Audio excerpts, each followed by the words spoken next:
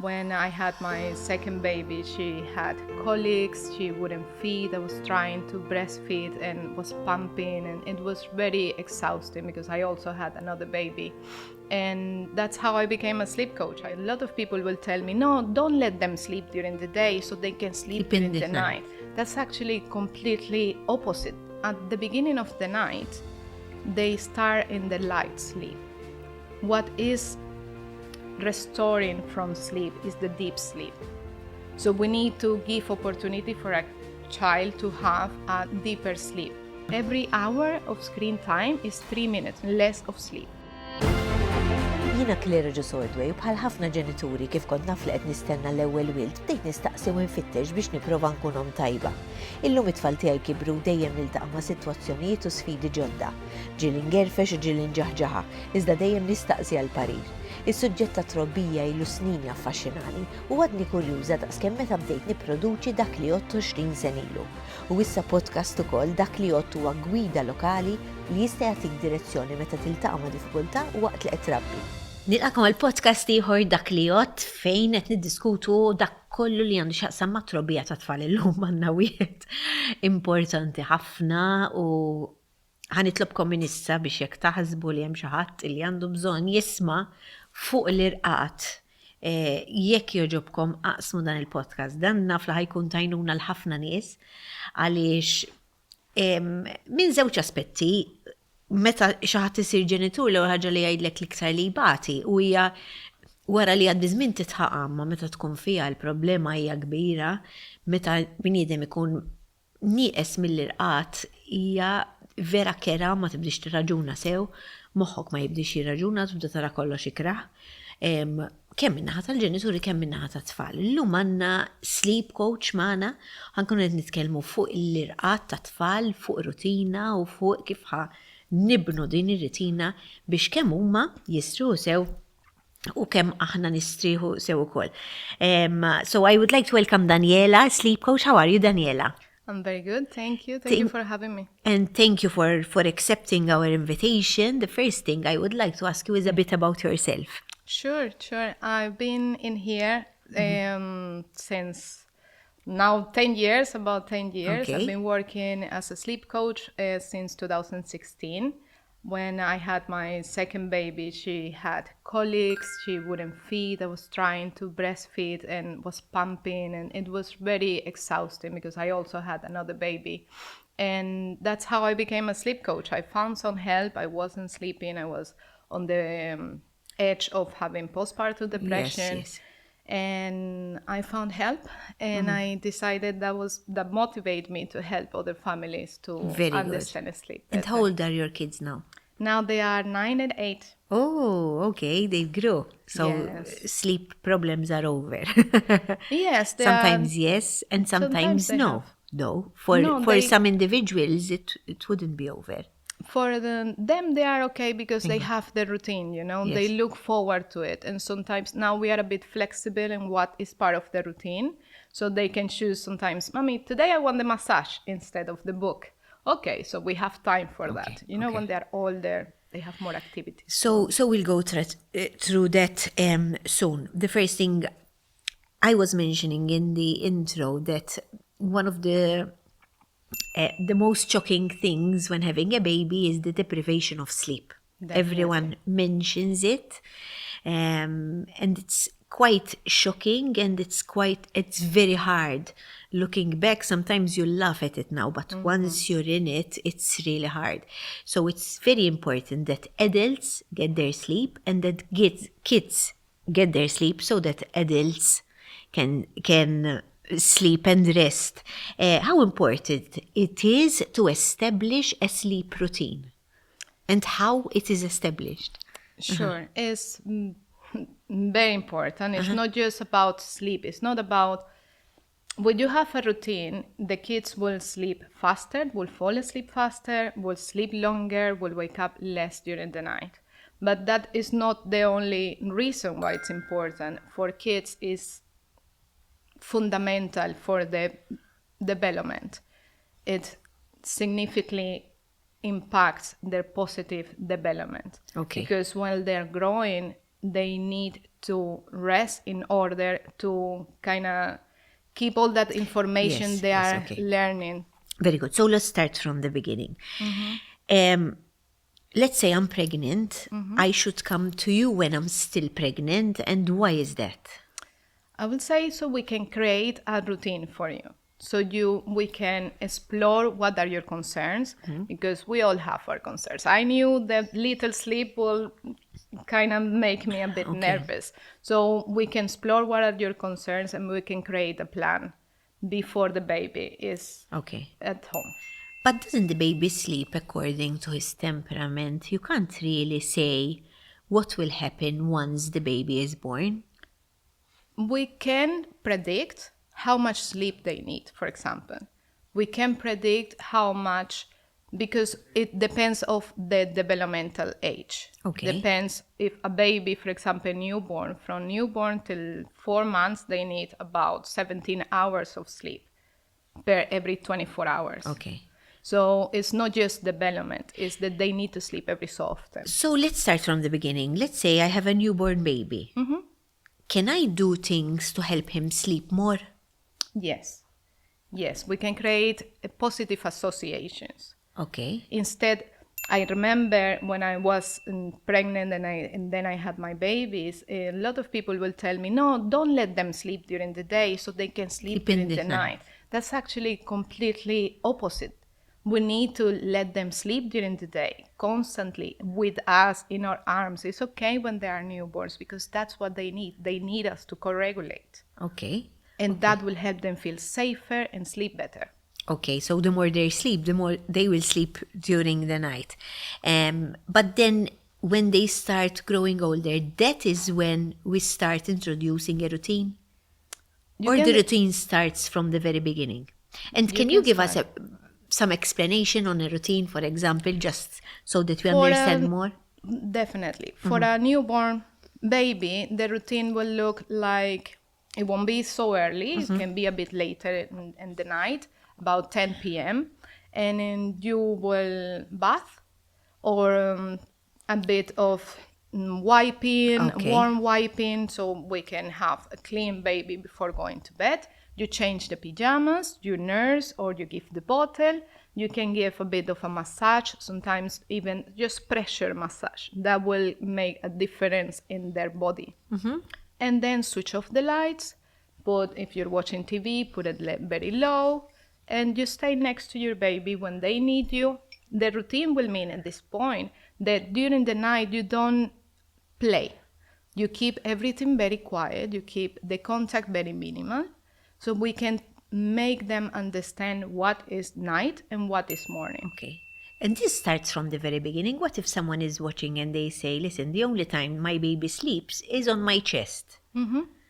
A lot of babies would need that. And what do? You still put them in their cot, even if they're crying? No, if they're crying, they need you to co-regulate, and you are there to support them, and I encourage you to do so.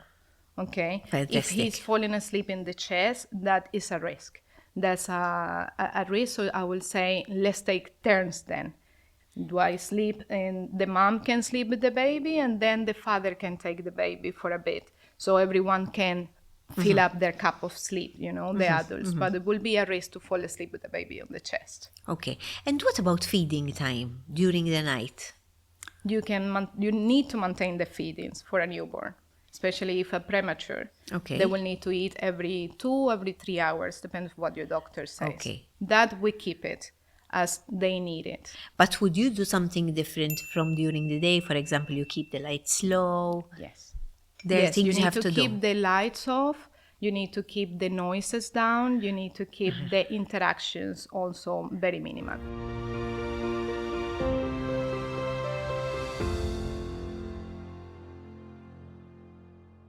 Inspired by 50 years of breast milk research, Aptamil Prenutra 3 contains vitamins C and D to support your baby's immune system and nutrifibers. Aptamil Prenutra Growing Up Milk. Your life, our science. Faċli niffantasizzaw fuq x'namlu jekk nirpu somma tajba permezz tal-lob tal-azzart. Forsi nixxu karozza tal-ħolm tagħna. Jew id-dar li dejjem xtaqna. Fil-verità, il-possibilitajiet tar-rebħ huma remoti ħafna. Tinqatax mir-realtà biex tgħix fantażija. Take action. Kun rebbieħ. Ara fil-limiti tiegħek. Dan il-proġett huwa parzjalment iffinanzjat mill-Unjoni Ewropea taħt il-Fond Soċjali Ewropew, Fondi Strutturali u ta' Investiment Ewropej 2014-2020. Reġile, ħalib sustanzjuż, konvenjenti u bla xaħam.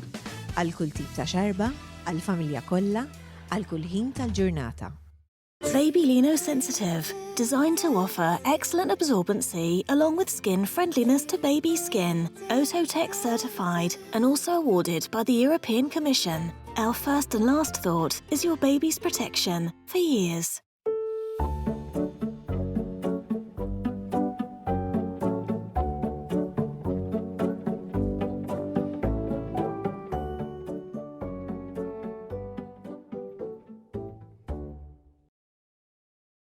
Fl-adolescenza, l-indipendenza u l-ħajja soċjali isiru aktar importanti. Fl-istess ħin il-preżenza tal-ġenituri tibqa' essenzjali. Li tibni relazzjoni ta' fiduċja hija investiment għall-iżvilupp tuliedek. Dan il-messaġġ ġie miġjub lilek mill-Positive Parenting Malta u l-Ministeru tal-Politika Soċjali u Drittijiet tat-Tfal.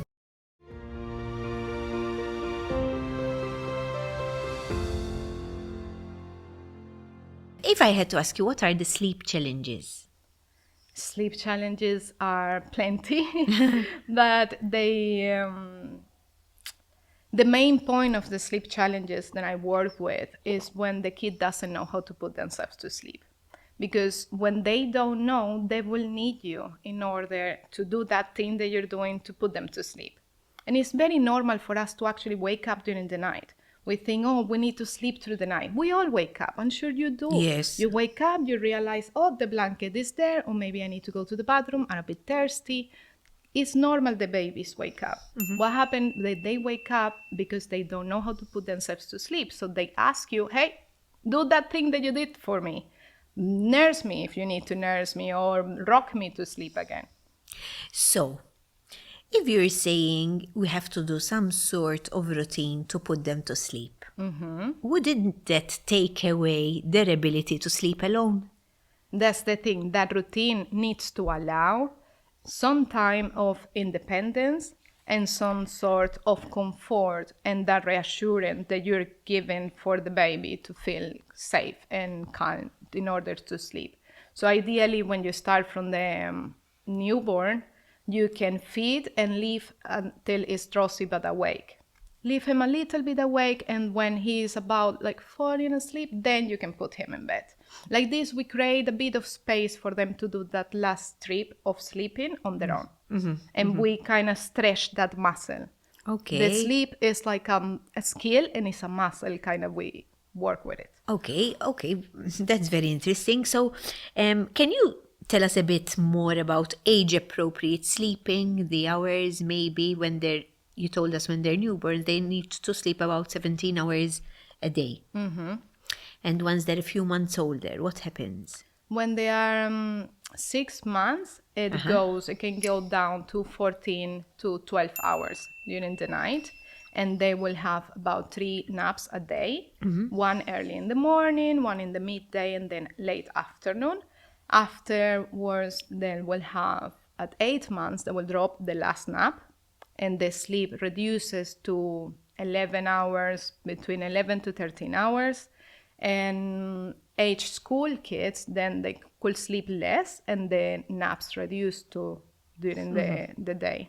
Very good. So, exactly. But it's ideal that, for example, kids sleep at least 8 hours during the night. 8 hours is short. Short. Yes. Kids should sleep longer. At least 11 hours. 11 hours. So you'd suggest that we take kids to sleep very early? Yes, earlier. And you know why? Because at the beginning of the night, they start in the light sleep. What is restoring from sleep is the deep sleep. So we need to give opportunity for a child to have a deeper sleep and bigger sleep cycles. Okay. And that only happens with more time. And deep sleep happens only once during the night? No, it can happen plenty of times during the night. And it depends on a lot of things. It depends on the food, on their type of day, on their routine before they sleep. Yes, the ability for us to join cycles, that there will be the light sleep with the deep sleep, depends on how can we put ourselves to sleep. Okay. Because otherwise we get aroused by something that is called a sleep arousal. It happens between cycles around sleep. When that happens, if we don't have the capacity to put ourselves to sleep, that arousal is going to come and it's going to wake us up. If we are capable to join the cycles, that's not going to bother us, and we can continue from light sleep to deep sleep. Okay. And then go back. Sometimes I get messages from viewers, and there was this one particular lady. She told me one of my sons doesn't sleep at all. It seems like it's natural for him to sleep less hours. Is this something real? Maybe our temperament, the children's temperament is different. Maybe they'd be more active and energetic. Would it be hard for us to put them to sleep? It will be definitely hard, for a kid that is a bit hyperactive or is a bit more energetic. But actually, what the research shows is that they probably need more sleep. Oh, What it's actually telling us is that they probably need more sleep because they are picking up everything of the environment, okay? There is a lot of things going on in the brain. They are always on the go. So in order to actually rest, they will need more time for the body to recover. Technology doesn't help. Not at all. Not at all. So what would you suggest we do before they go to sleep? Take out the devices. About an hour, 3 hours before? 2 hours, at 2 least hours 2 at hours. least. Because what does that do to our mind, to our brain? It keeps us awake. It keeps us awake. It has, the devices have a light. Now some of them come with the filter, okay, change the light so it doesn't bother you. But that is also sending a message to our brain to stay awake, because that's what light does. It is also for kids or for very young kids, they are not in the capacity to understand what's going on. Okay. There is just images, but that becomes images that can be scary even at night. So screen time is even associated with more night terrors, with more nightmares, with more wake-ups. It takes longer for you to fall asleep when you have every hour of screen time is 3 minutes less of sleep. Oh, That's what studies shows. So, and that will influence how much you sleep, how long you sleep, and it will reduce that you won't be able to sleep more than 10 hours a night. And that is also applicable to adults. Definitely. It's something we have to keep in mind because it's very important. I read a lot about it and it's very interesting. But sometimes we find it hard as well because maybe we're watching a film and we fall asleep, but I'm learning a lot about it. What about co-sleeping? Co-sleeping. It's lovely. Yes, let's start. It's lovely. Thank you for saying that. No, I love it. I was thinking you tell me no, it's really not good. It's really not good for the kids and for yourself. The recommendation for safe sleeping said no, let's not do co-sleeping because we increase the risk. But my suggestion is let's do it safe. Okay. Let's keep in mind all the safety recommendation and follow it so we avoid the unthinkable. Because kids sleep more when They when they're in our bed. So what I'm thinking of, if it helps, why don't we do it? We'd sleep more. I understand that even though that's the medical recommendation, it's more convenient. It's more convenient for breastfeeding moms especially, because they don't need to stand up and go pick up the baby, nurse, put it down and go back to bed. Exactly. But then with co-sleeping, you wouldn't have a routine, no? Or you can do the routine just the same? You can still have a routine, definitely. The thing that will be, what is different is that then your baby or your child won't need you all the time in bed. So you can put him in your bed, go and have dinner, take care of whatever things you do after your child is in bed, and then he can continue sleeping. The trick is if they need you to be in bed with them all the time, otherwise don't sleep. Okay, that will be the issue. Very good. So we talked about co-sleeping, and when would you suggest that the kids go out? Is there a cut-off point where you say, listen, now it's no... Not really. More. For me, I think that is a family decision. Okay. Definitely Fantastic. a family decision. And if it's bothering, if someone is not sleeping, then let's look into it. And let's find something that works for everyone.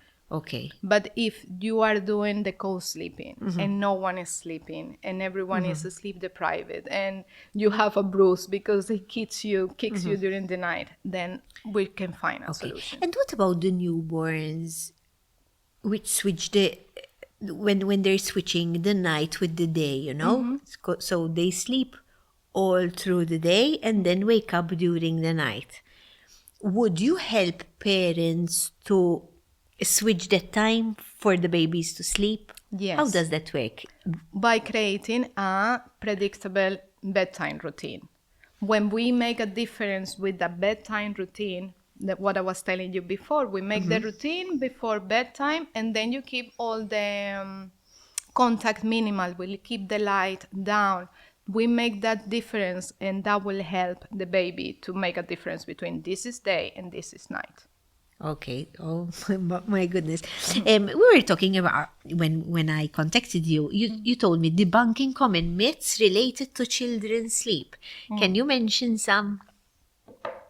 Well, that they don't let them nap so they can sleep during the night. Okay. I would say it's a bit tricky. Depends of the age, because then a 3-year-old is probably about to lose that nap, and then if you have the nap, he probably will take longer to sleep for bedtime and then wake up during the night because he had already some of the sleep he needs during the day. That might affect the sleep.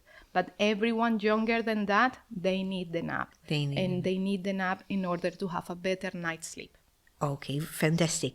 And will there be any sleep regression? So maybe they have a routine and then they're out of it again? Yes. And why would this happen? It happens for some developmental changes and sometimes for something external, like we travel or holidays. And when we're traveling, we are on holidays, we are going places, different hours. We're not taking care of naps much. The naps happen on the go and the sleep comes out of shape. That can cause a sleep regression.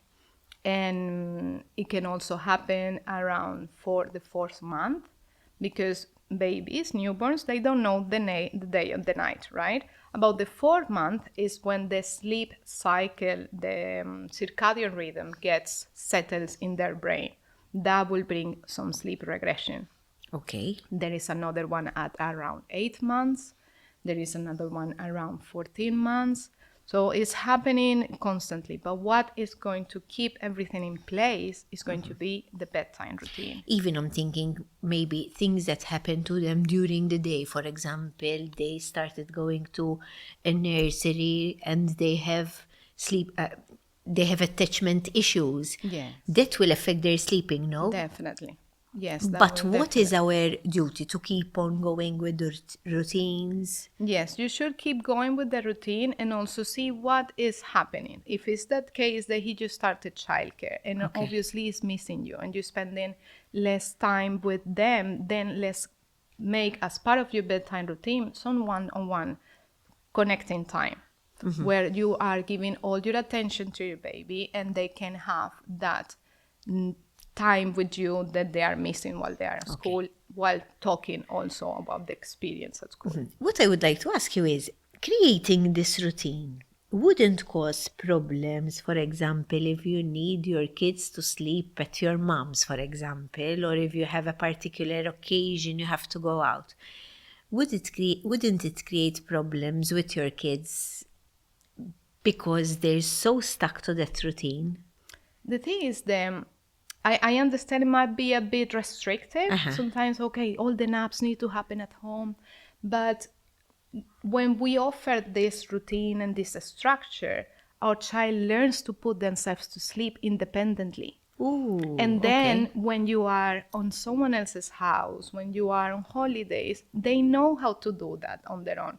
And it's going to be like, this is the bed where you're going to sleep tonight. And they're going to be, they know how they feel and they can do the work on themselves. So basically what you teach is the kids how to put themselves to sleep alone. Yes. So this is basically it. Yes. As a self-regulation skill, as a skill on their own. It's like walking. We can't really teach them to walk, can we? We can buy them shoes, we can have the walker, we can hold their hands to give the few steps, but we can't teach them to walk. It doesn't happen.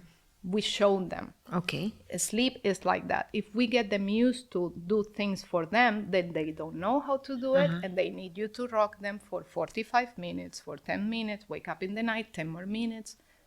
That's what happens. So when they know how to put themselves to sleep, they can do that on their own. On their own. Oh, that's fantastic. That would solve a lot of problems. When kids sleep, really and truly, the parents won't get tired. Do you suggest to parents who have newborns that when the baby is asleep, they sleep too? Yes. Yes.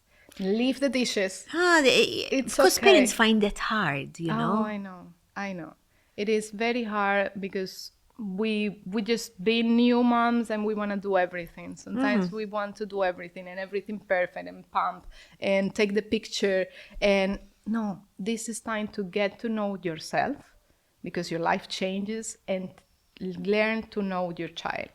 Wow. The first months are about learning what the crying means because that's a big. If you know that they are awake because they are in pain, you won't try to put them to sleep. You will fix the pain. You will try to do something for the pain. Because you can understand the different cries. Exactly. If we're taking care of washing, cleaning, we're not listening really to our babies. So I think the first months is to get to know each other. Good. So that is a very important thing you mentioned, that we understand their cries because they cry for hunger, they cry for pain, they cry just because they need us. And for being overwhelmed. Okay. Then the bigger reason they get tired and sleep deprived babies is because they are overwhelmed. We get so used to adults because we have the phone. We wake up and we are already there, and a video, music, and this, and then babies don't need all these things. They are not used to these things. Sometimes we have a lot of people over and the TV on and the music, and let's go to this class and let's go to this class, and the kid can't take it anymore. He has used this amount of attention span, and when it's too much, that becomes in crying. So we need to understand those things too and take it easy. Fantastic. Amazing. I'm really glad you came. I'm sure you helped a lot of people. Even maybe they can seek help for someone to guide them, to help them and their kids to sleep. So thank you so much, Daniela.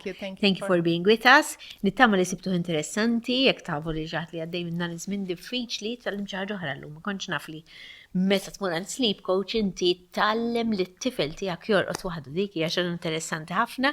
Jekk taħsbu li tistgħu tgħinu li xi ħadd billi tibatulu dan il-podcast issibuna fuq Spotify jew YouTube. Grazzi ħafna u niltaqgħu podcast ieħor.